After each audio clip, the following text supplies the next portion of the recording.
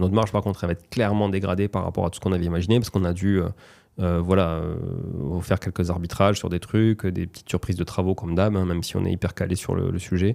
Un coût financier sur ce projet qui était monstrueux, 10% à peu près de frais intercalaires chaque année. Donc les intérêts nous coûtaient 10%, donc ça allait très très très très vite. Et si on le vend au prix qu'on estime pouvoir le vendre, on va perdre à peu près 30 000 € sur l'opération. Donc c'est assez catastrophique aussi.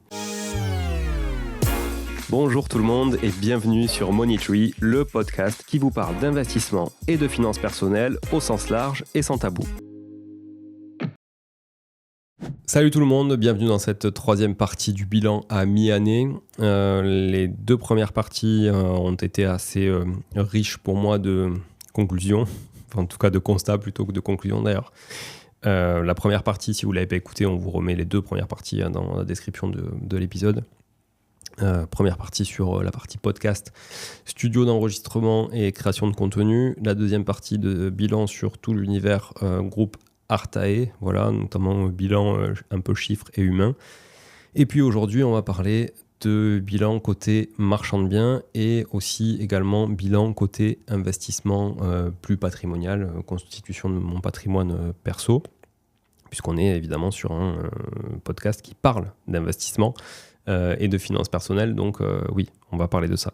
Désolé si je baisse les yeux, je ne regarde pas forcément la caméra, je suis en train de réafficher le post LinkedIn, et on pourra le mettre à l'écran d'ailleurs, pour ceux qui nous regardent sur YouTube, et je vous reprends le post LinkedIn qui faisait un état des lieux du stock que j'avais en marchand de biens il y a donc 7 mois, au début de l'année 2024. Voilà, donc au 1er janvier, je vous remets ce que j'avais, et on vous le décrit, on vous met un screenshot ici du post LinkedIn. J'avais donc en stock 13 appartements à vendre à nous, sur des opérations de marchand de biens. Un immeuble de 400 mètres carrés, une maison avec piscine, 2 terrains à bâtir, un garage, un local commercial, un T2 et une maison à démolir qui n'était pas encore en stock, mais qui était sous compromis en cours d'acquisition. Ça fait beaucoup, ça fait beaucoup. Imaginez déjà quand vous avez ça en locatif, ça fait un sacré patrimoine. Mais quand vous l'avez en stock avec une dette que vous devez souvent rembourser dans les 2 ans maximum, puisqu'il y a même des projets, là ça faisait beaucoup plus d'1 an qu'on les avait en stock. Donc quand vous avez ce coup prêt du prêt in fine là, sur la tête, même si vous êtes pro, que c'est votre métier, c'est pas pour ça que vous dormez mieux. D'ailleurs, il y a des gens qui dorment très bien avec tout ça, il y a des gens qui dorment moins bien. Moi, ça m'a jamais trop empêché de dormir, l'argent, pour le coup. C'est plus d'autres choses qui m'empêchent de dormir, notamment quand vous laissez des sales commentaires sur YouTube. Ça m'empêche de dormir. C'est pour ça que je ne les lis plus. Mais laissez-les quand même, parce que j'ai l'équipe qui le lit pour moi. C'est ça qui est schizophrénique, c'est qu'il en faut pour l'algorithme, mais en même temps, si c'est pour nous dire des saloperies, franchement, on n'en veut pas. Donc je vous répète, 13 apparts, un immeuble de 400 mètres carrés, une maison avec piscine, 2 terrains à bâtir, un garage, un local commercial, un T2 et une maison à démolir. Alors, sur les 13 appartements, aujourd'hui, tous sont sous compromis, excepté 3 appartements. Et on signe les premiers actes. Là, ça veut dire que quand la capsule va sortir, on aura déjà signé les premiers actes. Donc, il y a déjà des premiers locataires qui vont arriver, puisque c'est des appartements, eux, qui sont déjà finis, ceux qui vont se signer. Et donc, il y en a même où on va récupérer la gestion locative via Artae. Pourquoi ça a traîné parce qu'il y a eu une période où ça a été un peu compliqué. Dès que les taux ont commencé à augmenter, maintenant les gens acceptent que les taux soient entre 3 et 4%, ce qui n'était pas le cas quand on est passé de 2 rapidement à 3,5%. D'ailleurs, il y a eu une baisse, une petite consolidation des taux, etc. Bon, voilà, on voit que c'était un peu plus stable. Donc ça a aidé, les gens ont repris un petit peu les recherches, ont repris l'envie d'investir aussi.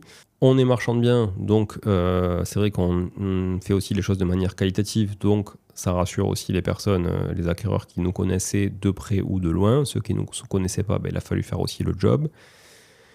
Voilà, il en reste 3 parce qu'on n'a pas trop poussé non plus sur la fin de la commercialisation, parce qu'on a une problématique avec Enedis, puisqu'Enedis, on sait toujours quand est-ce qu'ils reçoivent le dossier, mais on ne sait jamais quand est-ce qu'ils vont intervenir. Donc c'est un peu la problématique, on a fait des pieds et des mains.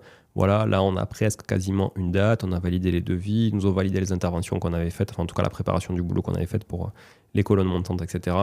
Donc voilà, ils ont fait une visite, maintenant on est OK, et on peut dire aux acquéreurs que grosso modo, à telle date, ils pourront signer. Parce que ça ne sert à rien de vendre du rêve à des gens et de leur dire les appartements seront finis telle date, mais par contre, vous ne pourrez pas les louer parce que vous n'aurez pas de compteur élec. Donc c'est un peu dommage. Donc c'est vrai que des fois, on freine des deux pieds sur certains lots. Donc voilà, l'idée, c'était déjà de rembourser aussi ce crédit in fine qu'on a, hein, qui est donc valable pendant 2 ans, puisque cet immeuble, on l'a acheté en août 2023. Et là, donc, on est en août 2024, un an après. Et on a quasiment, je vous dis, on a 10 appartements et le garage qui sont sous compromis sur les 13 appartements et le garage qu'il y avait. Donc, bon, autant vous dire que là, c'est bon. Le prêt sera largement remboursé puisque, en plus du prêt, on a notre apport. Hein, donc, on a un prêt plus l'apport qui est à peu près 20% du montant, 20% du montant du coût de revient. Et puis après, c'est la marge à la fin. Hein. Donc, c'est d'abord on rembourse le prêt, après on rembourse nos fonds propres, qui ne sont pas censés non plus travailler à 0%, parce qu'on pourrait les faire travailler ailleurs sur des comptes à terme ou même voilà, des produits pour faire travailler de la trésor qui sont quand même intéressants. Et à la fin, il y a notre marge. Notre marge, par contre, elle va être clairement dégradée par rapport à tout ce qu'on avait imaginé, parce qu'on a dû faire quelques arbitrages sur des trucs, des petites surprises de travaux comme d'hab, hein, même si on est hyper calé sur le sujet. On a dû aussi ajuster des choses. Bon, on a eu plein de coûts supplémentaires qu'on n'avait pas forcément... c'est pas bien calibré, mais c'est qui ont évolué dans le projet, parce que le projet a évolué aussi. Donc voilà, c'est vrai que la marge va être quand même assez réduite sur ce projet-là, mais en tout cas, l'idée c'est de clôturer ce projet. L'immeuble de 400 mètres carrés qu'on a en stock, donc lui ça fait 2 ans maintenant qu'on l'a en stock. Donc le prêt in fine a déjà arrivé à expiration, il a fallu le rembourser, mais on avait une clause dans le prêt de renouvellement pendant 1 an. On pouvait renouveler pendant 12 mois ce prêt-là. Donc on a renouvelé ce prêt-là, et la bonne surprise, c'est qu'on a renouvelé pendant 1 an au même taux qu'on avait eu initialement il y a 2 ans, donc, ce qui est plutôt intéressant. Et on a signé, pas plus tard que la semaine dernière, un compromis avec beaucoup de délais de conditions d'urbanisme, mais on a signé un compromis dans un prix qui nous permet juste de sortir sans perdre d'argent, ou peut-être en perdant 5 ou 10 000 balles. Quoi. Mais en tout cas, on n'aura rien gagné. On aura perdu énormément de temps. On avait déjà vendu cet immeuble. On avait perdu 8 mois avec un acquéreur parce que cet acquéreur, qui était un promoteur, avait acheté sans aucune condition, etc. Et finalement avait fait marche arrière à la fin. Donc il a fallu négocier à courrier d'avocat, machin, etc. pour lever un petit peu la clause pénale. Mais bon, on a réussi à trouver un accord qui a franchement limité un peu la casse, mais bon, on se fait toujours un peu avoir dans ce cas-là parce que nous, on a envie que voilà, ça avance, quoi. Donc, on est prêt à faire pas mal de concessions. Une maison avec piscine qui a été vendue, pour le coup, à la casse complet aussi. Voilà, c'est quelque chose dont on voulait se débarrasser parce que on avait un coût financier sur ce projet qui était monstrueux, 10% à peu près de frais intercalaires chaque année, donc les intérêts nous coûtaient 10%, donc ça allait très très très très vite, dans une période où on a acheté au mauvais moment parce que derrière, plus personne ne voulait acheter des maisons, des terrains, etc., et que le marché s'est complètement bloqué. Donc ça y est, on l'a vendu. Clairement, c'est un projet, donc il y avait une maison et 2 terrains à bâtir, hein, c'est les 2 terrains à bâtir qu'il y avait sur la liste tout à l'heure. On a vendu aussi un autre terrain, le plus grand, à la casse. Et là, il nous reste le dernier en stock qu'on ne commercialise pas parce que les prix sont trop bas et donc on le garde. En fait, on a remboursé le crédit. Et puis ça, on le garde sur nos fonds propres. Et si on le vend au prix qu'on estime pouvoir le vendre, on va perdre à peu près 30 000 € sur l'opération. Donc c'est assez catastrophique aussi. D'ailleurs, je rebondis là-dessus. Hein, c'est-à-dire, je vous parle de 5-10 000 € de pertes, 30 000 € de pertes, etc. On peut se le permettre parce que sur l'ensemble des projets, on gagne de l'argent. Si j'étais un néo-marchand de biens et que je commençais par un projet comme ça, et que mon premier projet, je perds 30 000, du coup, vous vous doutez que derrière, ça ne me motive pas à faire un autre projet. Puis surtout, en matière de trésor, de fonds propres, on est vraiment bien impacté d'un coup.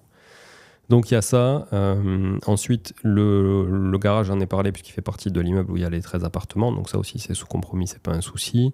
Un local commercial aussi sous compromis, c'est un petit local commercial que finalement, moi, j'ai racheté et que j'ai gardé pour faire une agence immobilière en centre-ville de Montauban, donc une agence Artae, donc ça c'est plutôt cool. Le T2, il est aussi sous compromis, un magnifique T2 haut de gamme qu'on a fait en centre-ville de Toulouse, dans le 31 000.